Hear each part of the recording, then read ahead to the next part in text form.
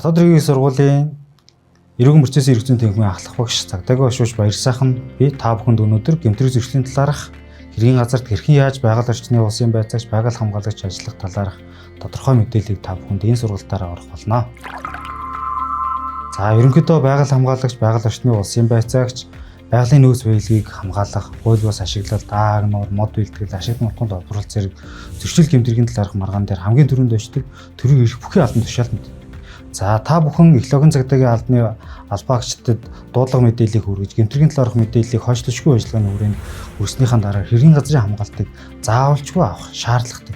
Хэргийн газарт хамгийн дөрөнд очсон байгаль хамгаалагчийн гол үүрэг нь тухайн нөхцөл байдлыг үнэлж, хэргийн газрын хамгаалтын бүсийг тухайн нөхцөл байдалд тохируулан олсон мөр, сэг, цэмээс 5-аас 10 метрийн зайд авах аюулгүй байдлыг хангах явдал байдаг.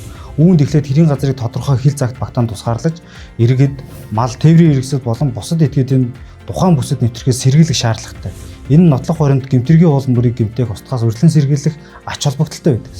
Хэргийн газарт хүний амнаас эд хөрөнгө хохирсон байвал байгаль хамгаалагч анхан шатны тусламж үзүүлж боловч нотлох баримтын байршлыг өөрчлөх, эд зүйл баримт сэлтийг хөдөлгөх орчныг өөрчлөхийг хориглоно. Зөвхөн амнаас аврах зайлшгүй нөхцөлд хөдлөх бөгөөд дараа нь баримт сэлтийг хөдөлгсөн талаар цагдаагийн байгууллагын эрх бүхий албан тушаалтанд заавал мэдэгдэх хэрэгтэй.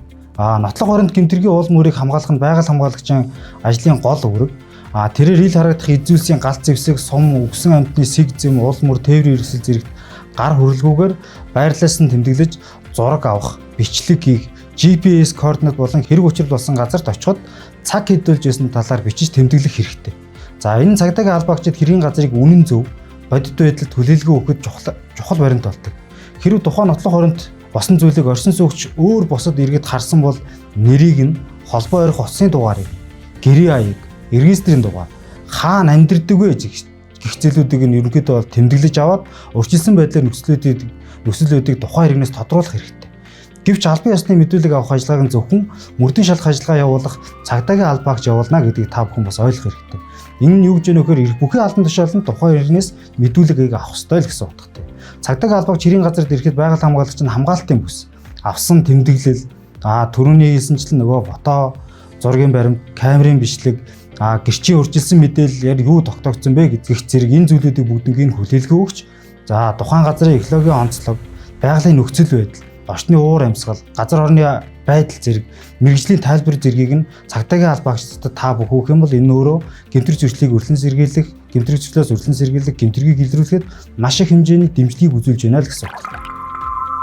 Байгаль хамгаалагч, байгаль орчны улсын байцаагч нар нь за гэмтрэг зөрчлийг илрүүлсэн тохиолдолд урамшууллын талаарх мэдээлэлтэй бүхэн та бүхэн бас байх ёстой.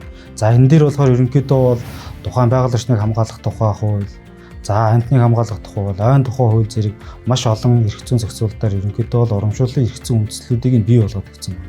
Тэгэхээр энэ хүрээнд болохоор хууль эрх зүйн мэдээллийг та бүхэндээ товч байдлаар хүргэе. За урамшууллын эрх зүйн үндслээр байгаль орчныг хамгаалах тухай хуулийн 54-р зүйлийн 5 дахь хэсгээр юу гэж заасан байдаг вэ гэж. За хууль бусаар бэлтгэж хураалгасан байгалийн баялагын борлуулалтын орлогын 15%-ийг тухайн зөрчлийг илрүүлсэн улсын байцаагч, байгаль хамгаалагчид урамшуул олгоно гэж заасан байна. За мөн ойн тухай хуулийн 39 төр зүйл дээр энэ талаарх зохицуулт мөн зааж өгсөн байна. За 39-ийн 3-1 дээр хууль бусаар мод бэлтгэсэн гэмтрэг зөрчлийг илрүүлсэн байгаль хамгаалагчид хураагдсан мод, модон материал, ойн дагалт баялагын борлуулалтын орлогын 15%-ийг мөн урамшууллаар олохоор зохицуулж өгсөн. За мөн амьтны тухай хуулийн 38 дугаар зүйлийн 1-р хэсгээр ийгөө зааж өгсөн байна. Амьтны тухай хууль тогтоом зөрчсөн этгээдийг илрүүлэхэд тусалцаа үзүүлсэн буюу түүний тухай мэдээлэл өгсөн иргэнд мэдээлэл нь батлагдсан тохиолдолд зөрчил гаргагчид ногдуулсан торгуул нөхөн төлбөрийн хэмжээний 15%-аар тооцож мөнгөний шагналыг сум дүүргийн засаг даргаад олгоно гэж зохицуулж өгсөн. За мөн журмууд дээр ч гэсэн тодорхой зүйлүүдийг зааж өгсөн байгаа. Байгаль орчин аялал жуулчлалын сайдын А110 дугаар тушаал дээр байдаг. Энэ нь болохоор 15 онд батлагдсан.